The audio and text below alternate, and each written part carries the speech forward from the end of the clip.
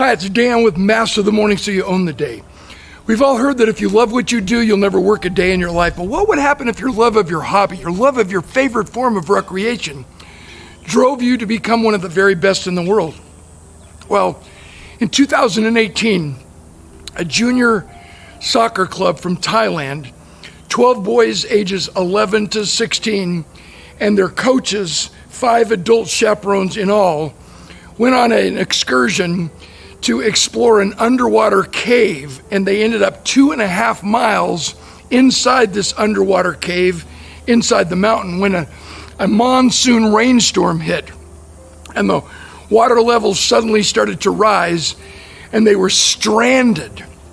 How could we get them out? Were they still alive? Well, the Navy SEALs of Thailand, the Special Forces of Thailand, and special operators from the United States military were called in. They assembled at the mouth of this underwater cave, and they tried to strategize. The 4 Navy SEALs put on their diving equipment, and they manipulated themselves. They maneuvered themselves through these small crevices, these small openings, through these jagged cliffs in complete total darkness, and came upon 4 adults, 4 of the male chaperones who had managed to rise above the water level and find themselves in air pockets sitting on higher ground. When they figured out how to help these 4 men get out in that process of the rescue, one of these 4 Navy SEALs lost his life from asphyxiation. He ran out of air in his oxygen tank. Well, the word spread and the call went out globally, and 2 individuals from England, Rick Stanton and his buddy John Valvoffen, who happened to have cave diving as their number one love of life, their favorite hobby, responded and flew into Bangkok.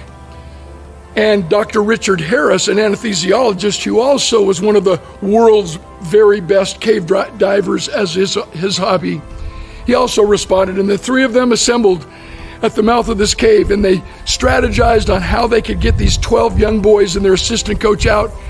Watch the Netflix documentary. It's called Rescue. It'll bring a tear to your eye. It'll inspire all of us to rise to the occasion, especially in anything that we do, to make sure that we're the very, very best that we can possibly be, the best in the world, so that when the call comes, we too can rise to the occasion and be someone's hero. In a personal illustration, my grandfather spent a lot of time as a young man in the Netherlands, and he lived in a small fishing village where everyone in the village was focused on the fishing industry. Not just fishermen, but net repair people, boat builders. The whole village was focused on fishing, which required that they also organize a rescue robo team in case of a disaster at sea. And on one foggy, stormy, windy night, the SOS call came in. The captain of the rescue robo team sounded the siren. The volunteers assembled on the beach. The directions: there's a distressed vessel, it's sinking. You must get to them as fast as possible and bring all of them safely back to shore. Well, that rescue robo team disappeared into that foggy night, and 60 minutes later they returned. Their loved ones assembled on the beach, waving their lanterns to safely guide them back to shore.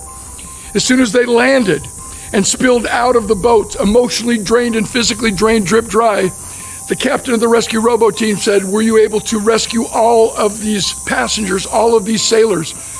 And the captain of the actual boat said, "No, because of the small size of their rescue rowboat and because of the number of individuals on that distressed vessel, they had to leave one strong sailor behind."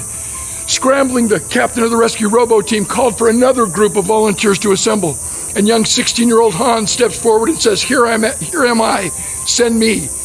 Reluctantly, his mother grabs his hand. "Please, Hans, don't go. Your father died in a shipwreck many years ago, and your older brother Peter has been missing at sea for 2 weeks. Please don't go. You're all I have." And in his maturity, Hans says, "Mother, I love you. But when the call comes, we must all step up and take our turn. If I don't, who will?" Reluctantly, his mother lets go. He joins the rescue robo team, and they disappear into the foggy night. 60 minutes later, the captain's up on his tower. He sees a returning rescue rowboat. As that bow of that boat pierces its way through the fog and it's crashing through the waves on its way to the shore, The captain cups his hands and yells out, were you able to find the lone survivor? And Hans, standing in the bow, the front of that little boat, like a Viking god, cups his hands and yells back, yes, we found the lone survivor, and tell my mother it's my older brother, Peter. If this message, if this story brings a tear to your eye, if it warms your heart, please share it with everyone with whom you care.